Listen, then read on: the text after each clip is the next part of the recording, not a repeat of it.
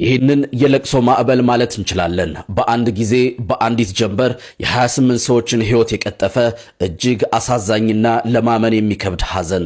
አደጋው የደረሰው በደሴና ኮምቦልቻ ከተሞች መካከል ሐረጎ በሚባለው መንገድ ላይ ዛሬ ማለዳ ሲሆን አውቶቡሱ ቁልቁል በግምት 100 ሜትር ጥልቀት ወዳለው ገደል በመግባቱ ነው ይህ ሁሉ እልቂት የተከሰተው።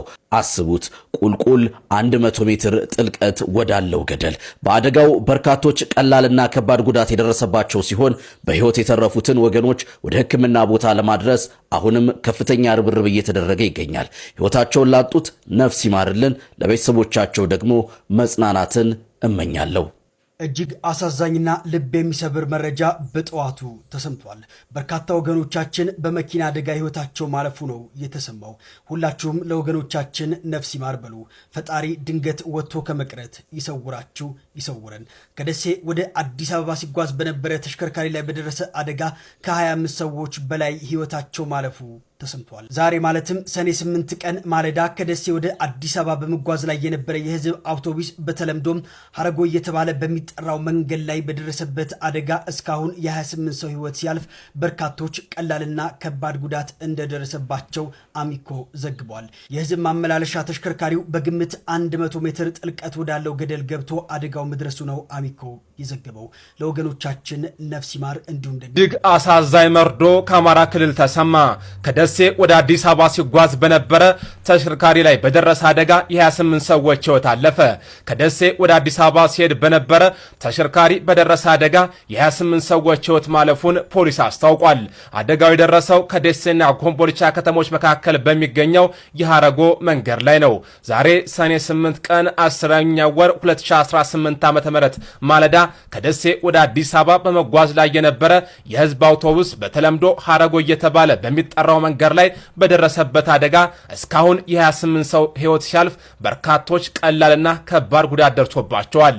የህዝብ ማመላለሻ ተሽከርካሪው በግምት 100 ሜትር ጥልቀት ወዳለው ገደል ገብቶ ነው አደጋው የደረሰው። በህይወት የተረፉትን ወደ ሕክምና ቦታ ለማድረስ አሁንም ርብርብ እየተደረገ መሆኑ ነው የገለጸው ፖሊስ። ኢና ሊላሂ ወኢና ኢለይሂ ራጂዑን። ወላሂ ከነጋ በጣም አሳዛኝ ነገር ሰምተናል። አማራ ክልል ወሎ ላይ ከደሴ ወደ አዲስ አበባ ሊሄድ የተነሳው መኪና ሐረጎ ላይ፣ መቼም ሐረጎን ያላለፋችሁ የላችሁም።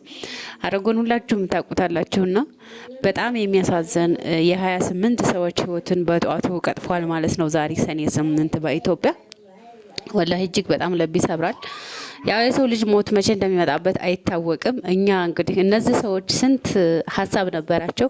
አዲስ አበባ የሚገቡበት የራሳቸው ሁሉም የራሳቸው አላማ አላቸው። ውጭ የሚሄዱት ይኖራሉ ወይ አዲስ አበባ ለስራ ወይ ቤተሰብ ጥየቃ መጥተው እና ካሰቡበት ሳይደርሱ በሐረጎ ገደል በመኪና ተበልተዋል። በጣም ያሳዝናል ወላሂ። ማለት እኛ ሰዎች ሞት መቼ እንደሚመጣብን አናቅምና በስንት ደቂቃ በስንት ሰኮንድ በመቼ ምን ቀን አሁን ቆመናል፣ አሁን አለን፣ አሁን እያወራን ነው፣ አሁን እየበላን እየጠጣን ነው፣ ደስተኛ ነን፣ እየኖርን ነው። ነገር ግን በመካከል ምን እንደሚገጥመን አናቅምና እንዲህ አይነት ነገሮች በነገራችን ላይ ሞትን ረስተን ሩቅ አሳቢ ስንሆን ሞትን እንዳስታውሰን ይሆናል ብዬ አስባለሁኝና ይህንን ቪዲዮ በጧት የሰራሁላችሁ በቃ ሞት አስታዋሽ ነገር ነው። እኛ የረሳነው ሞት በሌሎቹ ላይ እንደዚህ ድንገት ሲመጣ እኛም እንድናስታውሰው ሞት አለብን ብለን ለሞታችን እንድንዘጋጅ ለአኺራችን እንድንዘጋጅ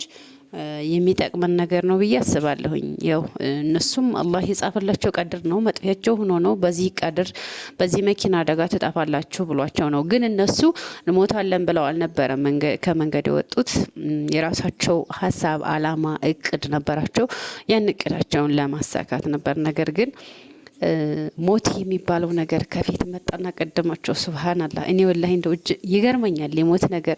አንዳንድ ጊዜ ሞትን ስታስቡት ትፈራላችሁ አይደል? አትፈሩም? እኔ ወላሂ በጣም ነው የምፈራው። በተለይ በጨለማ ሞትን ካሰብኩት የሚመጣ ነው የሚመስለኝና በጣም እፈራለሁኝ።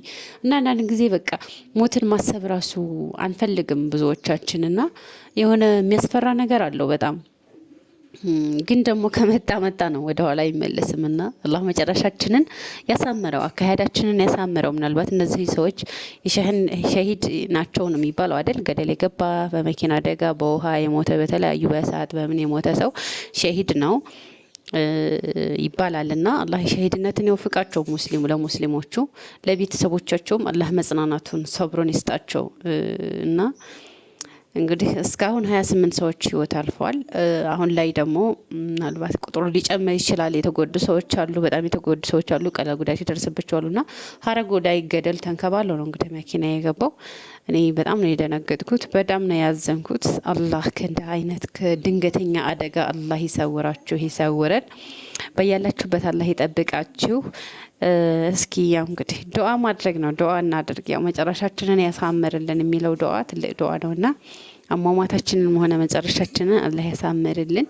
ወዶችዬ ለዛሬ እዚህ ላይ ይበቃኛል። እኔ በጣም ልቤ ተሰብሯል፣ አዘኛለሁኝ። እንጃ ምን ማድረግ አይቻልም። ቀደረላው መሻፈል ነው። ያላህ የፈለገውን ሰራይና ለሆነ ለረጆን ነው። ሌላ ምን ይባላልና በጣም ያሳዝናል። ያው የመኪና አደጋ ደግሞ በጣም ነው የሚያስፈራው ሀቂቃትን ማለት ነው። በጣም እኔ ሀረጎ መንገድ ዘቅዝቄ ሳየው ገደሉን እንዴት እንደምፈራው ነው መላችሁ። ላይ በጣም ነው የሚያስፈራራውና ጥምዝምዝ ብሎ ሲሄድ በጣም ያስፈራል። ግንና እንግዲህ ዛሬ ሳይታሰብ ያው እንግዲህ አይነት አደጋ ደርሷል። አላህ ሰብርን ይስጣቸው፣ ለቤተሰቦቻቸውም ለሞቱትንም አላህ ይዘንላቸው እያልነው እንግዲህ ምንም ማድረግ አይቻልም። የአላህ ስራ ነው፣ የአላህ ቀድር ነው። አሰላሙ አለይኩም ወራህመቱላሂ ወበረካቱ።